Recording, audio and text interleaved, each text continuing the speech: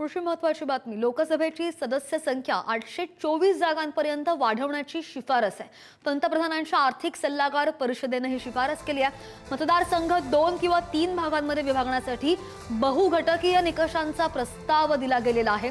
सगळ्या मोठ्या राज्यांच्या लोकसभा जागांमध्ये 50% वाढ होणार आहे। लहान राज्य आणि केंद्रशासित प्रदेशांमध्ये जागा दुप्पट करण्याची शिफारस केली गेली आहे। मतदानाच्या टक्केवारीमध्ये 2.3% वाढ करण्याचा शक्यता वाढ करण्याची वर्तवली गेली आहे। केरळच्या जागा 20 वरून 30 होतील आणि बरेचसे बदल केले जाणार आहेत। या संदर्भात सविस्तर जाणून घेणार आमचे प्रतिनिधी शिवाजी काळे आपल्या सोबत आहेत। शिवाजी, काय नेमकी शिफारस आहे आणि जर बदल झाले तर मग ते कसे होतील? यात महत्त्वाचा बदल म्हणजे यापूर्वी फक्त लोकसंख्या हा निकष आपल्याला समोर पाहायला मिळत होता।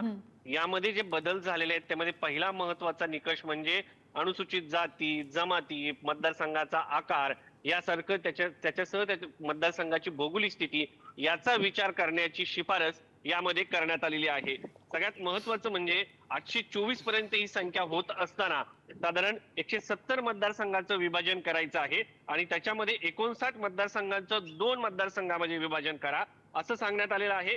त्याचबरोबर 111 मतदारसंघाचे 3 गटामध्ये विभाजन करा, म्हणजे 3 मतदारसंघ करा असं या ठिकाणी सांगण्यात आलेलं आहे। त्याचबरोबर पूर्वी मोठ्या राज्यामध्ये साधारण उत्तर प्रदेशमध्ये 80 मतदारसंघ आहेत, त्याचे 120 होणार आहेत हे समोर येत होतं। मात्र यामध्ये सगळ्यात महत्त्वाचा मुद्दा हा होता की ज्या मतदारसंघ म्हणजे ज्या राज्यांचे मतदारसंघ अगदी छोटे आहेत, थोडक्यात गोव्याचे पाहिले गेले तर 2च लोकसभा मतदारसंघ आहेत, या ठिकाणी काय केलं जाऊ शकतं तर अशा राज्यांमध्ये 4 मतदारसंघ करण्याची शिफारस जी आहे ती सांगण्यात आली। म्हणजे थोडक्यात जे छोटे छोटे राज्य आहेत किंवा केंद्रशासित प्रदेश आहेत त्या राज्यांची, त्या केंद्रशासित प्रदेशांची संख्या ही दुप्पट करण्याची शिफारस जी आहे ती या ठिकाणी करण्यात आली आहे। म्हणजे मिझोराम आहे, पांडिचेरी आहे, सिक्कीम आहे, लडाख आहे, अंदमान निकोबार आहे, नागालँड, चंडीगड, लक्षद्वीप यासारख्या छोट्या जे केंद्रशासित प्रदेश आहेत त्यांची संख्या दुप्पट करण्याची शिफारस या ठिकाणी करण्यात आलेली आहे। या मॉडेलनुसार दक्षिण भारत आणि उत्तर भारत जो काही संघर्ष आपल्याला पाहायला मिळत होता, गेल्या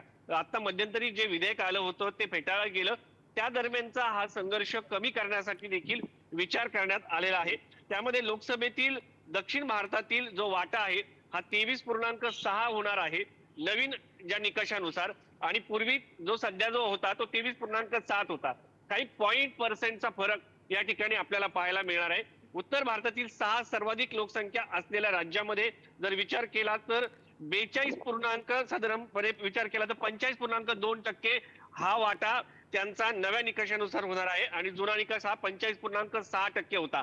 एकंदरीत पाहिलं तर थोडीशी घट देखील उत्तर भारतामध्ये सध्याच्या या निकषानुसार पाहायला मिळते।